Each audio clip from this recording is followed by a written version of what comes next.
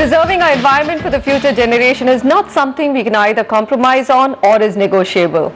Yet in a country like India, there are but a handful of real estate projects which are truly being built with sustainable design to save energy, water and manage waste in a way that minimizes destruction of precious resources. Today we are entering a very simple yet much needed debate. Should green construction and buildings in the country be incentivized? Are the benefits of going green in terms of energy, water saved not good enough to spur a mass movement? How do we truly get to creating a high level of awareness amongst buyers who will in turn be willing to shell out a higher upfront cost and demand more sustainable homes? Joining me today are Tanmay Tathagat, Director Environmental Design Solutions, Anumita Roy Chaudhary, Executive Director Research and Advocacy at CSC, Sanjay Seth, Energy Economist, Bureau of Energy Efficiency, Government of India, P. Sahil, Vice Chairman, Lotus Greens, and of course in a pre-recorded interview, Millie Majumdar, Director Sustainable Habitat, Terry, also shares her opinions and of course her views on the subject. Okay, before we start, just a quick snapshot of some of the big talking facts or points. A green building is one which uses less water, optimizes energy efficiency, conserves natural resources and generates less waste and provides healthier spaces for occupants as compared to a conventional building. That's what we are going to talk about.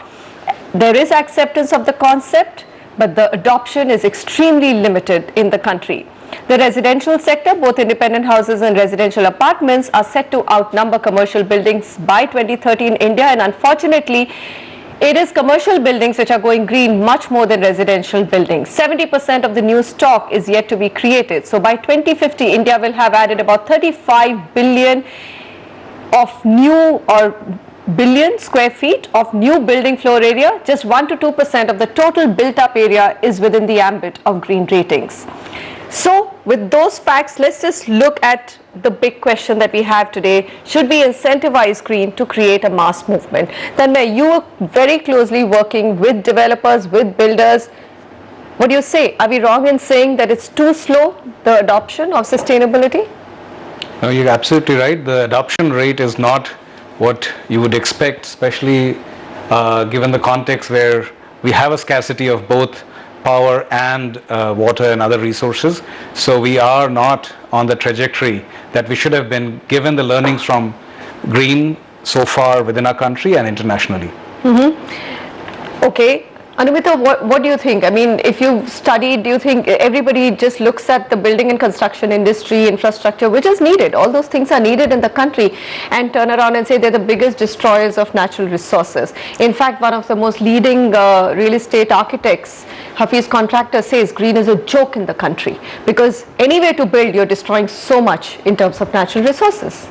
Absolutely. So when you look at the way the building sector is making demand on the resources of the country is enormous.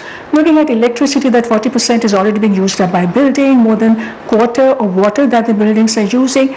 Essentially what green building is doing for us is that while we want to construct green so that it enables us to use less resources, but it's also a challenge of that how do you take on when the aspiration of the people, lifestyle of the people, and the definition of comfort is changing so dramatically. Now we have to understand the advantage that we already have. We are actually starting with a very good baseline where, because of our frugal living lifestyle, it's an enormous advantage.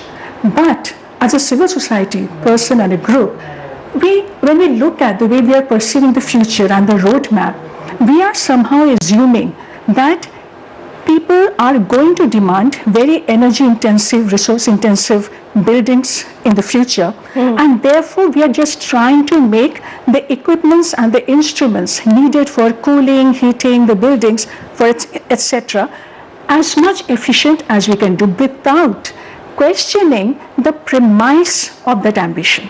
And regulations are not, designed to question that premise. I think that's where we are going terribly wrong. And that's why people do not understand what is green. Okay, we are actually, most of us living green without realizing it. But when we are asked to make a green building, we only understand a building with 100% air condition that requires very high performance insulation system, etc., but not realizing that I also need incentive not to do 100% air conditioning building. Sanjay said, would you agree with her that, we obviously, and including Bureau of Energy Efficiency is so focused on making every power using, equipment in the country more energy efficient. I mean, that's a important role that you play, and we've reached global norms on that front. Absolutely. But she has a point here, and a very interesting one, but we are making our lives less green altogether by demanding 100% air conditioning and other such things. No, you see, you have to also consider and keep in mind that as rapid urbanization takes place and the aspirations of people as far as their demands and all that, they keep growing, obviously they are going to be demanding for better lifestyles. But at the same time, when they demand better lifestyles, it is very important that obviously when they are wanting to be at par with the standards internationally, they would want themselves to be, it's obligatory on our part to be making sure that they go on the right track. She mentioned frugality. Frugality is, of course, it's been there in our systems, in the society as such. But then through the regulations or through the regulatory powers that the government is enforcing, you are making sure that every product that this person is wanting to buy and install in his or her house, at least that is as energy efficient as it can be. And that is one. And that is the only, probably one of the biggest ways of achieving your energy efficiency or achieving conservation levels at home. If you talk of the commercial sector, it's a different ball game. But if you look at the residential sector, that's the way to go. That so at least where you can implement, you're saying that we are implementing and we're doing the best we can. Please, I'll come in here. I really liked Anumita's point. She's saying as lifestyles are changing, we're moving away from our basic philosophy. I do know that in America, there are apartments which make you sign an agreement saying that you will never dry your clothes outside on a hanging line. I mean, that's something which is so simple to a country like India. I know we're discussing something so basic, but all swish posh apartments probably in Gurgaon and Noida and the ones that developers are building probably have full dryers and washing machines with dryers along with it, because that's become aspirational, and green is not aspirational. Why? I think because people do not really understand green. I think Tanmay touched upon that initially. Green as a concept is now picking up in our country, and that also, I think there are very few people who are there to impart knowledge about green. So it is lack of education for the end user also, because today if you go to different people and you ask them what do they mean by green, they'll give you different answers. So green does not really mean that you put strong chillers or chillers which are in line with the best specifications, or just few things that you're supposed to do to get those extra points to make it a green building. It has to start from your lifestyle itself, because even when we are breathing, we are creating a carbon footprint, because we are breathing out carbon dioxide. We can't stop breathing, but we can build green, sustainable buildings. But I'm saying that, so you cannot remove the carbon footprint, but there are basic things that you can do in your lifestyle, and that conscious decision has to come from the customers. Okay. See, if the customers demand a green building, the developers will provide a green building. So you think that there is not enough of a pull factor, and that's what's preventing developers from actually turning green in their design? No, I think it's a mix. Firstly, I think even the developers, they do not really understand green completely. Okay. So if you start designing... And that's not a priority for most of them. 99.9%? It is becoming a priority to a certain extent now, because with a lot of multinationals now talking about the green concept, and when you're looking at the Western world, then green is popular, it's becoming a trend over there. In India, whatever becomes a trend becomes popular. So over a period of time, a lot of people are thinking about going green, but I think green as a concept, if you start thinking about it at the concept stage of a building, then it's easier to achieve, rather than if you just want to do it as a marketing gimmick. Obviously, and the problem is that most of them, or most developers, are still using it as a marketing gimmick. So let me get in the views of Millie Majumdar as well. I asked her this question: developers community, you're interacting very closely with them. Terry is, Griha is. Are you seeing them gearing a little bit more, let's say, every year towards looking at green very closely and very honestly? When you talk about the developer community, it is pretty large and diverse. So I would tend to think that within certain sort of segment of the developer community there is a level of awareness, and particularly those developers who have incorporated green measures once in their own developments, they tend to be more inclined. But however, given the volumes of construction that is coming up India wide, there is still a very large segment of developers who need to come on board, particularly I would say in the larger metros, and also the tier 2 tier 3 cities, which is seeing a lot of developments coming up. Tanmay Tathagat, so then that brings us to the crux of our discussion and debate today. Should developers be incentivized, and if yes, what incentive will work for them? There are it's not very easy to say a plain yes and no to that question. Globally, From the you experience, of all the yes, people, I would expect a yes or incentives are required to Huh. drive innovation and the top line. a no. Okay. But strong regulations are required to make sure that the minimum environmental concerns which are in the realm of public good are there in every project. No incentive is required for that. So you're saying regulation is required and not current incentives. MOEF, EIA requirements actually are very stringent. Both Millie and I have been part of developing that and enforcing it. And it is, if you just follow those, including energy conservation, building code, water conservation, material, plant, biodiversity, everything is covered. So if we just enforce that regulation, no incentive is required. Or we've done surveys in 3 major cities, and the developers say this exact thing that was repeated by Sahil, that as long as there's uniform enforcement, the cost of doing that thing is uniform and everyone will do it. When you have patchy enforcement, that means he is following the rules and doing all the things and somebody else is not. The consumer is getting 2 different signals in the market. And it's getting confused.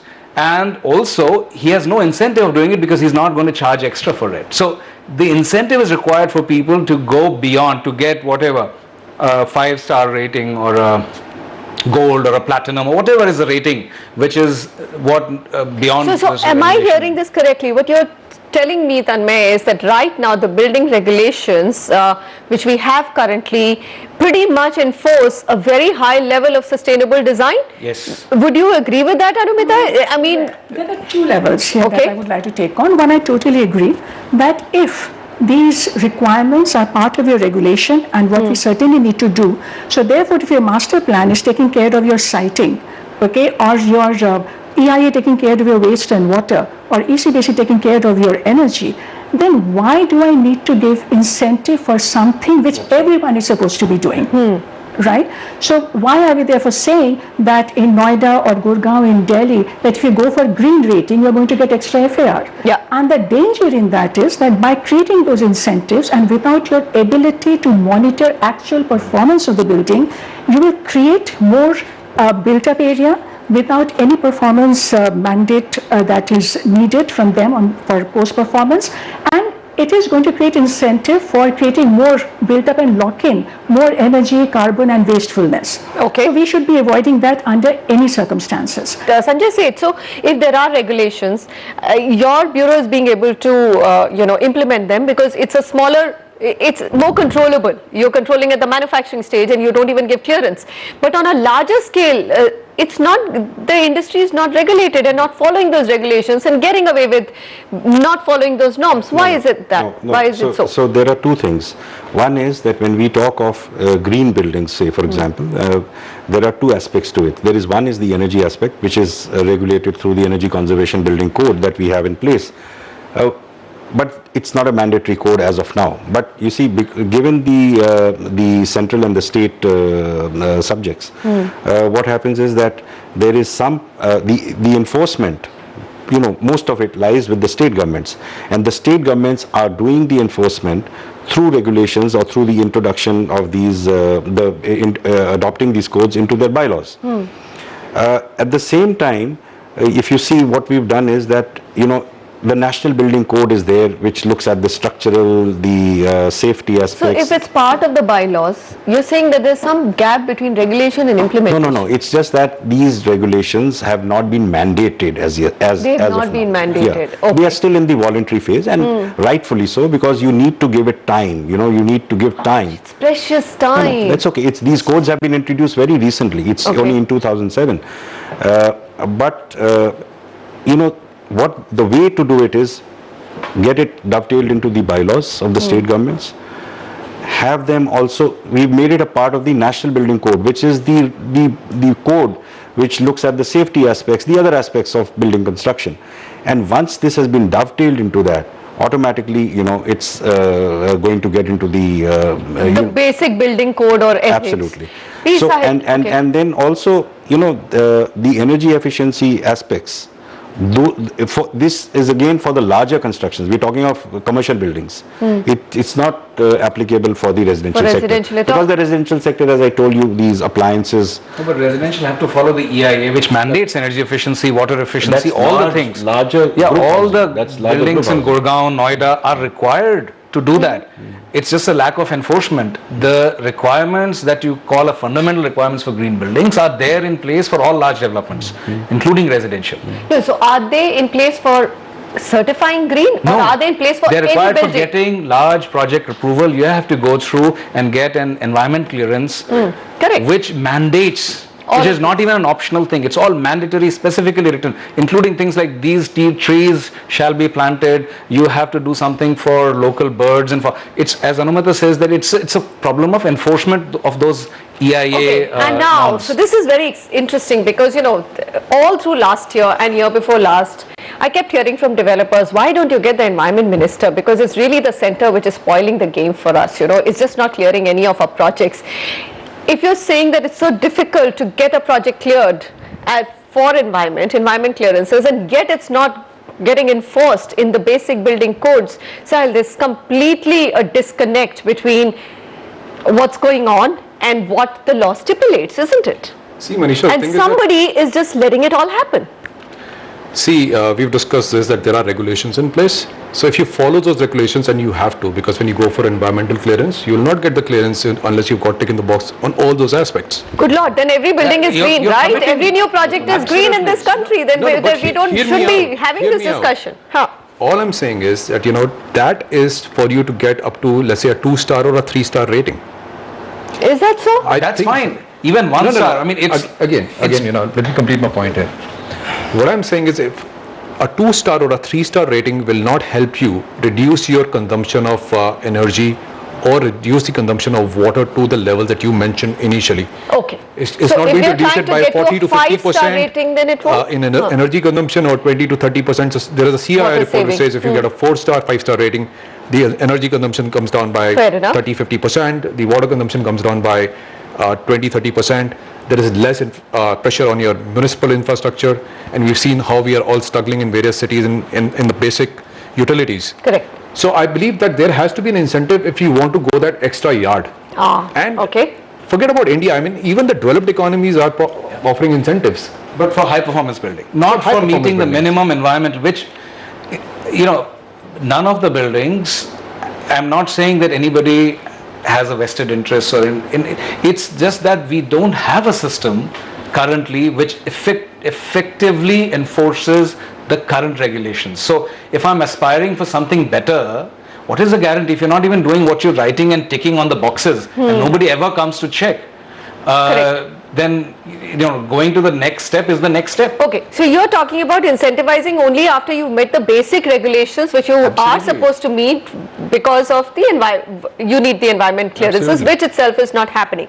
Okay, you're saying both of you are in agreement. He's only saying that even those basic norms are not being met. You're saying that to incentivize more than those basic norms is when incentivizing needs to be kicked in. I'm saying if those basic norms are not being met, then the regulation system is failing, because it's there in the regulation. That's what Regulation it is, system exactly. is failing. So otherwise the buildings would have a 2-3 star rating. Yep. But when you want to incentivize, and I want to give you an example of Singapore here.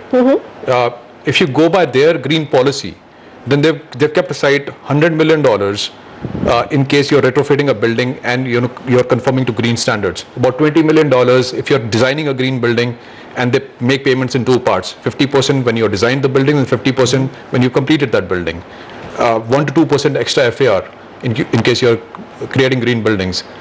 Another 5%, another $5 million in case the buildings that you're designing are consuming 40% less energy than the standard norms over there. Similarly, there are incentives in France, in Poland, in America. So I'm saying that these incentives are for, again, as Tanmay said, for high performance buildings to take the bar to the next level. Okay. And that's what we are talking about. All right. So we are going to talk about reaching the highest bar on green when it comes to sustainable design. Right now, the way I hear it is that we are struggling to even reach number 1 or number 2 or just 1 star or 2 star. We'll come back. We'll continue with the discussion whether green buildings and construction should be incentivized in the country to spur the movement towards green, because simply we can't afford to wait anymore, can we?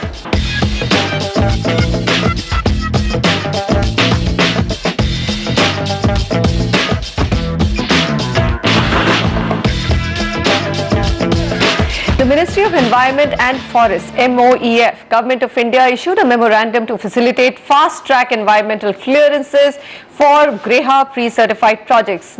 The building bylaws of Noida have incentivized projects on a plot of more than 5,000 square meters and above with 5% additional FAR for projects for complying with 4 or 5-star GREHA rating. Pimpri Chinchwad Municipal Corporation announced a rebate in property tax for GREHA rated buildings, and that was just about a 0.25% concession on interest rate, which also came from SBI on green home loans. So these are just some of the incentives which have already been implemented in the country. Yet when you look at the green movement or sustainable designs in homes and construction, the percentage, I think, is less than 0.1. Very, very tiny, not even worth mentioning. We're basically thrashing out whether green buildings should be incentivized, and Sahil here believes that they should, to reach at least a higher benchmark, and the 3 of our other panelists say they shouldn't be. What about these concessions which have already come in, Tanmay? Have these had any impact at all? I mean, Noida has got an extra FAR.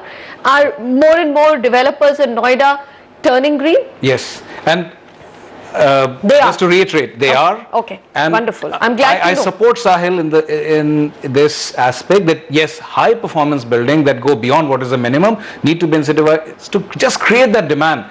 And the other reason for doing this is to create the sense of confidence in the consumer that by getting a rating or getting certain incentives, there is another authority, there is another agency looking at what is being done.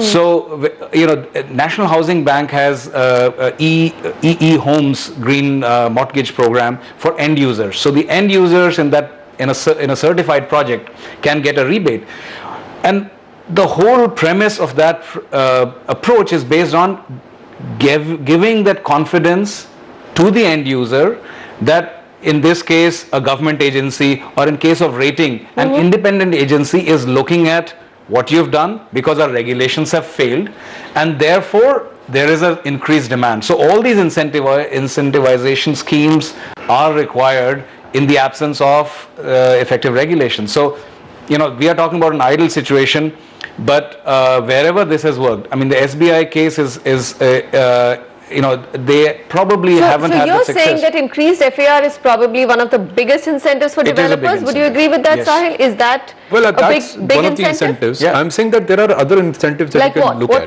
What would you want? And they are not directly cash incentives. Like softer loans, you just mentioned about that, both for the buyer and the developer. Streamlining the process. If you're following a 3-star, 4-star, 5-star norm, then if you can get quicker approvals and you can reduce the timelines of approvals, that again is an incentive. Okay. All right. So let's get to Millie and ask her as well. Millie, what do you think? I mean, do you think that green should be incentivized and that's the way to go? See, when you talk about construction, so there are 2 distinct type of construction. One is that, say, for a particular homeowner or a commercial, building that gets constructed by an owner. So for him or her, when they construct, or for the particular organization, they get direct benefit out of incorporating green measures. However, when you talk of a developer-driven construction, where the developer constructs, sells, and moves out, there the developer directly does not accrue any benefit of if I may say, incremental cost incurred in green, though our experience says that it is really a myth that green buildings cost more. However, in order to enthuse those developers to even invest time in constructing green, or sort of imbibe principles of green, we can look at incentives, and certainly I think this helps. From our experience we can say so, but incentives may not be only monetary. What we also think is that time is money, and a developer has to go through chains of regulatory processes in terms of approvals from several departments and bodies, and if some of these could be synergized, synchronized to give a faster track approval, then that is something that is a genuine incentive for them.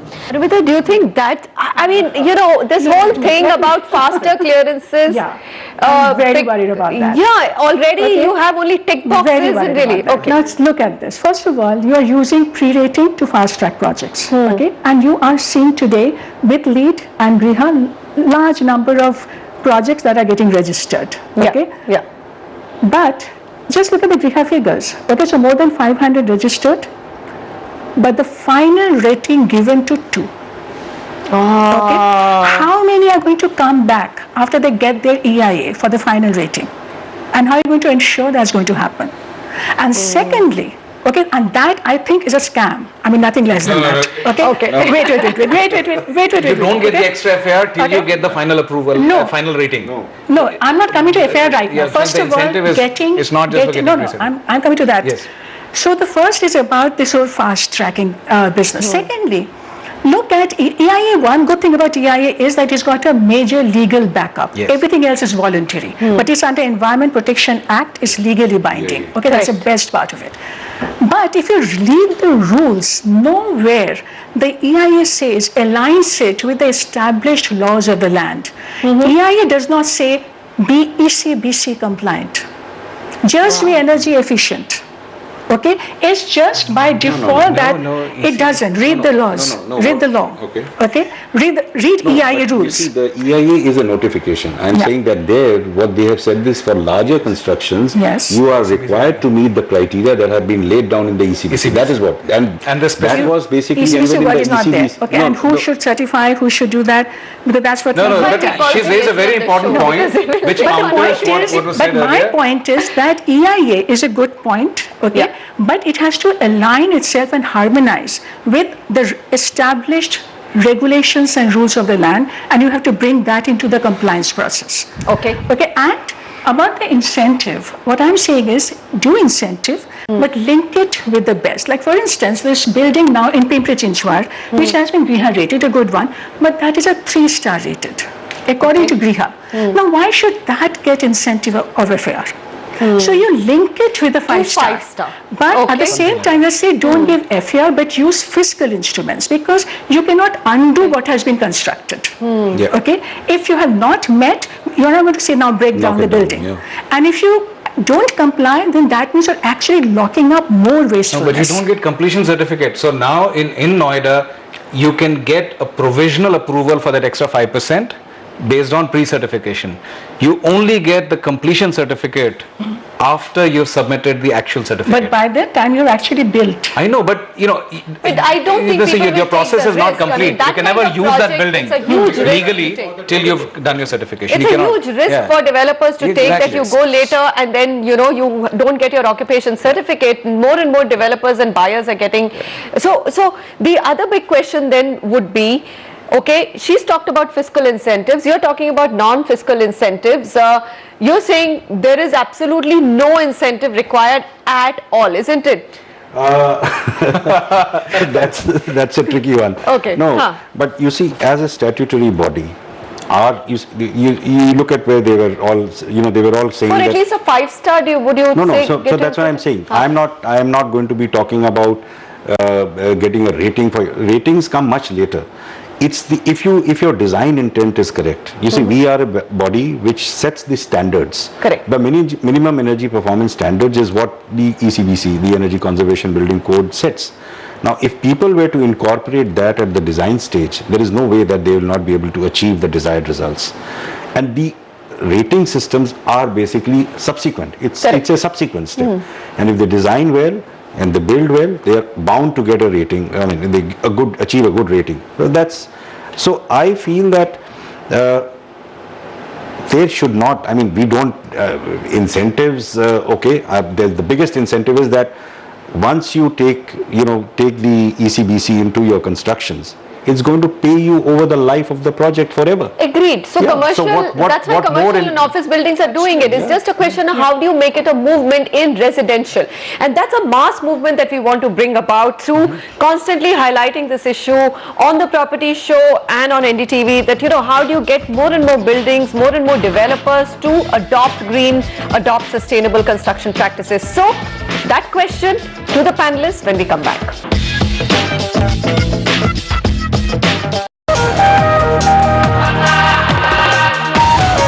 This is NDTV, and you're watching NDTV Profit.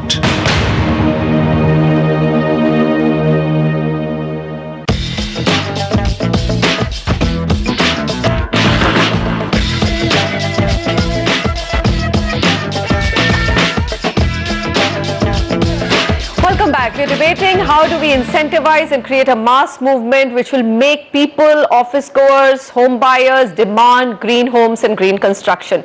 Look at some of the benefits. We've mentioned them on the show before, but we'll just put those numbers up for you. The tangible benefits of going green in a design, in a home, in an office building: energy savings of 20 to 30%, water savings of as much as 30 to 50%. There is, of course, intangible benefit of enhanced air quality, excellent daylighting, health and well-being of the occupants itself. Sahil, I know in the break you pointed out that my summary before, saying that there is a lot of green awareness in the office and commercial space, but not so much in the residential space. You're telling me that's not correct. No, I'm saying that the awareness is there about green in the commercial space. But even they are not demanding the top level of all those tangible Correct. benefits. They are not demanding, or they're not willing to pay. Okay. So if you go for a 4-star or a 5-star rating, the capital expenditure is done by the developer. And the payback, as Sanjay was mentioning, that the payback happens and you are able to get the benefit back. But the benefit goes back in the form of reduced maintenance expenditure, goes back to the end users. It does not come back to the developer. Okay. So there is But a disconnect. the developer, so Tanmay, are we saying the developer is not being able to recover that extra capital cost? Exactly. And is it very peculiar to India? No, And this is the fact that we are going through a downtime, or even in, let's say, even in 2007 and 8, where the real estate market was at its peak, it would be difficult to sell? Yes. It's a classic question of split incentives. So you are asked to make a building and a project and put in extra money for making it green and energy efficient. But the benefits, and whether it's the tangible or intangible benefits, go to the end user. So end user has to be able to somehow pay for it to the developer for this to be to work. But that doesn't happen. I mean, globally, the real estate value of a green, say, highest rated and a mid-rated or a non-rated, but it's not sufficient to justify the investment that goes in the initial stages for a speculative development. Okay. If it's your own, And in your India, own most project, of your real estate is speculative, well, isn't it? No, A I would large say part. a large number of capital. So, Infosys and TCS and Wipro and all They these guys, demanded it. it's their project. They have to use them. They're doing some of the fantastic work phenomenal in work. terms of energy efficiency, because they don't have this problem of split incentives. Okay. Anumita, you I think there are another issue. I agree that if the cost goes up, it's clearly the developer, they may not get their own incentive, and the whole split incentive problem. But also let us understand that green building need not necessarily be an expensive building. So You think it's, and the regulations today But are developers pushing- also claim that. They're saying that on television, that building green, building sustainable costs more. It's because, now that's what I'm saying. Now, today, if regulations push us towards a certain technology, let's say today ECBC allows us to use glass in the building up to 60% of the facade of that building, right? So you do that, and people want glass buildings, and then you say now you go for the super efficient glass, which is very expensive, right? ECBC does not fix the threshold temperature for the AC So you can design an AC for 18 degree, right? And then heavily invest in the insulation materials, high performance insulation material. But Japan wouldn't do that. They will say, fix it at 28. Sri Lanka said, fix it at 25 degree. Okay, and reduce the requirement of insulation and other cooling method. Now, if you do not, and therefore what you're doing by regulation, you are not creating incentive for the innovative architectural methods, the passive architectural design, etc., as much as is needed. It's not that you do not do it all, but you should be able to do that more, so that we can also, in fact, a lot of architects will tell you that we can do a very good building, okay, which is also cost effective. It need not cost as much as you think it should. Would you agree with that, building green is not more costly? Yeah, it is not costly. Then why does the whole industry say that we can't recover the capital costs? I just would like to come back to Anumita's point, the energy it just confuses the hell out of us journalists. At the end of it, we don't know what to say. The Energy Conservation Building Code sets standards. It does not tell you what technologies to use. It just gives you the standards for the performance. But it does not tell you that you need to go or use. You're not saying that, but by creating that provision, that someone but can they have use to create it. some provisions. No. Anumita, You cannot they use have that. to create some provisions. That's what I'm saying. No, just by simple low-hanging fruit methods, which is saying not more than 40% glass, by saying not more than 70% AC, just by fixing the orientation of the building, you can achieve so much more than what you are achieving today. You cannot mandate end user's demand. If somebody is making an office and the regulations say that not more than 70% can be those are lifestyle. It's a very different issue. That's why it's a regulatory intervention that is needed to tame that ambition and aspiration. Lifestyle cannot be mandated by regulation. You cannot lifestyle. Exactly. Lifestyle cannot be mandated by I think lifestyle has to be. No, I would. It's like disincentivizing right now we're not SUV over the small car. But you need some intervention for that. It's not that you're saying do not sell SUV. Okay. But your regulation I buy has to your push point you of some towards- time, Yes. at some level, but right now we're even struggling to have the basic regulation being followed. So I think the bigger question here is to create a mass movement where people start demanding better sustainable design. I mean, I think how do you Realistic do that? example. Today, Haryana, for instance, they are proposing their glass use up to 40%. But they are saying, but it is confusing us so much because ECBC allows it up to 60%. Now, in our climatic condition, you need not go up to 60%. It's not needed in our climatic what's your condition. counterpoint to that?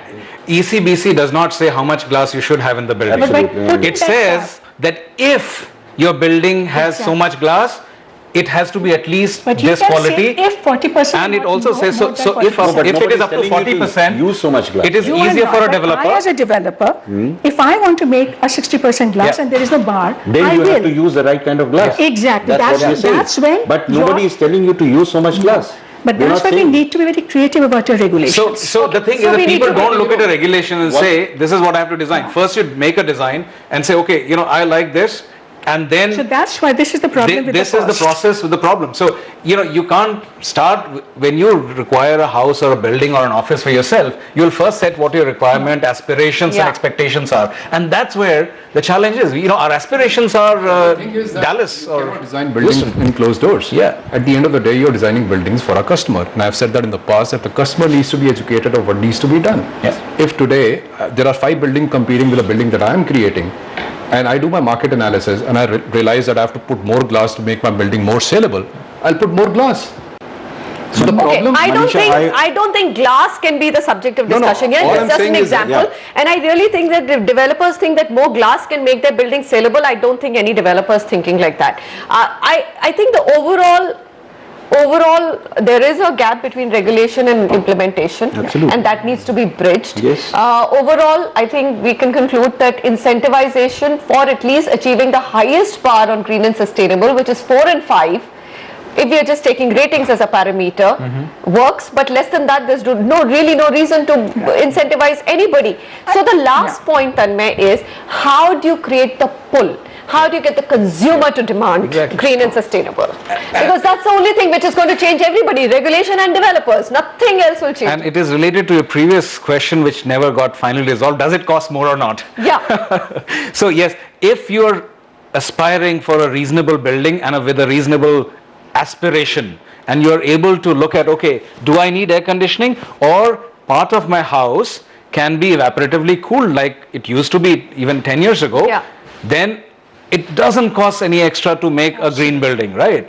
And in that case, you don't even need an incentive because the incentive is required. So in our current situation where that's not happening. But that's not happening. So let's be realistic about it. So therefore, it does cost extra because you have to now do this expensive systems and insulation and all that to some extent. Yeah. So and you can't change people from aspiring better lifestyle. No, what they consider I don't is agree. better. It's not better lifestyle. Well, it's just that they think it's better aping lifestyle. what we think is the better lifestyle. Yeah. Correct. So yes, and so this is a whole, and it's even a mass media problem. It's all kinds of issues that we'll get into. What is it that we're propagating? But yes, to create this pull, incentives have been used successfully worldwide. Okay. So in how do terms you of, use it for the consumer? Who's so for the home buyer? consumer, the simplest thing that works is some sort of a rebate in their interest rates, because that is directly tangible. To get that, then home loan should work. Home loans, exactly. So like half, a 1/4%, 0.5% less. So what is that percentage need to be worked? Well, but globally it is anywhere between 0.25 to up to 2%. And in cases, say in Germany, for example, the total interest rate and the amount is paid by the national fund to upgrade your home to energy efficient. So that is a big incentive for consumers. But the second thing which the consumers require, which can only come from regulatory bodies, is the confidence that whatever is being claimed, whatever they're paying for, it doesn't matter whether I'm getting a 0.25% rebate. I'll actually pay even the full price. I would. If I'm pretty sure that I'm getting what you're promising. Absolutely. Right? I agree. So these two things are very important. I agree. It's very important, absolutely. And I think the lesson from the global experience that we have found that it is the construction and the structure in itself does not solve the problem. So there, if you look at all the green rated building in the US, for instance, they have seen huge deviation in their actual performance of the building from what it was designed for. So even if it's happening in the US, Yes, it will take time to bridge that gap. That sometimes they perform worse than the standard building. Really? Now, therefore, what this means is that as a consumer of the building, you also need to incentivize my frugality. And therefore, the billing, my electricity billing, auditing, or my annual auditing of the building, something has to tell me that you just cannot go beyond this benchmark for your consumption. Right. And that is absolutely essential. Now, we have seen, even it's a global experience, like BE has already implemented a star rating for appliances. Now, what is happening is you are making one unit more efficient, per unit the efficiency is going up, but if you're overall, so from 1 AC to 3 AC and for 2 refrigerators to 3 refrigerators is what my ambition level today, then I'm negating that efficiency gain. And here, the government has to step in to make me pay for that. Penalize beyond us. So we already have a slack system for energy consumption. I mean, in Delhi, you pay more if you consume more electricity. Maybe make it even more stringent, because I do see a lot of carelessness isn't it correct, Sanjay? Lot of carelessness. I mean, we're just absolutely unaware and we don't care. We want to show off, like I was speaking to Sahil the other day and saying, I'm more interested in paying for a granite top or a fully modular kitchen than I would be to shell out even a little bit extra for, let's say, a more energy efficient home. But we have example in Delhi, for example. I know a family relating this story from Sainik Farms. When they did not have power, they had to buy it at 15 rupees or 16 rupees a unit. The entire family would sleep in one room because it's so expensive to run that air conditioner. Right. And the moment, now you've got the regular. I just want to come back to one more thing. That the fact that green or energy efficient buildings cost more. If you, as I said, if you design them well, you're downsizing a lot of things. Correct. You're downsizing your AC requirements. You're downsizing the captive power generation that is required. That's what Anumita is saying. Downsize your requirements.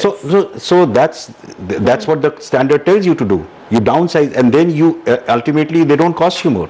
They don't cost you more. Sahil, That's last experience. question. That's experience. Okay, And then you also need to see that the whole building performance needs to be taken into Yeah. account. You cannot look at various components in isolation. And there's one more point that I'd like to make before. This whole debate about what you design and what you actually get, it's like comparing two different things. You know, if I give you a phone and you say my battery keeps getting discharged, I mean, I may be talking on it for 8 hours a day and somebody else who talks 1 hour a How you day. operate it, So, you know, operation is in my control. Absolutely. Just by designing, buildings don't become efficient. You need to operate them well. operate It's how them you efficiently you know, as if well. I can design for anything. I leave the fans on, AC on, whatever. So those are two. We are only talking about right now making buildings that are designed to work well. Work well. How do you get there? How do you marry this? Consumer aspiration, last point, and we're going to close the debate. Consumer aspiration to get more green conscious and, you know, want to bring down some of the big lifestyle aspirations which they want to ape and allow developers to go more green. See, firstly, I think Tanmay has covered both the points that I So wanted here's to my talk question. about. Instead of those big glitzy ads in Times of India for which you all pay through your nose, could you not come out with a consumer awareness program through CREDAI? We do that. I mean, you know, No, there are different. not enough on green. Please I give am me not- one See, year listen, newspapers and let me see a single ad by any developer I am which is not- talking about the benefits of Listen, green. I'm not representing all the developers of the country No, over there. Lotus is doing a lot of Right? good So, work. you know, Yeah. I can talk about Lotus and I can tell you Yeah. that we are doing a lot Three as far Cs as green doing is good. concerned. Correct. And I can tell you that we are the first company probably in India which has got all its employees carbon neutral. We planted 21,000 trees and that's the easiest way of going green. However, that's not the topic. I think Tanmay has already covered the 2 points that I wanted to speak about. I still believe, because I've done those analysis with my technical team, and I can tell you that if you want to go for a 4-star or a 5-star rating, you have to spend more money. That's debatable and we can continue that Okay. debate. So however, now you have to also educate the consumer. that's to what pay I'm more. saying. No, I think, you know, probably when you talk about reducing the consumption patterns, you know, that's a mindset. If you are able to educate the customer on what's the benefit of going for a green building, and therefore you need to compromise, instead of keeping your air conditioning at 20 degrees, keep it at 24 degrees, design buildings like that, expect buildings like that, demand buildings like that, as an example, the developers will provide that. Okay, so let's rest there. Let's put the ball in the court of the consumer. So everybody watching this show today, I think it's your job to demand green and sustainable designs. Tanmay, Anumita, Sanjay and Sahil, thanks very much all of you for making the time. And well, once again, I would really want the developers to get together and instead of those big project ads which all look alike to me, I mean one project to another, I don't remember the ad that I've seen and crores of rupees go into it. Why not get together and make the consumer aware of the benefits of green and sustainable? After all, it's our future, isn't it? Thank you very much for joining us on this very important and very interesting discussion.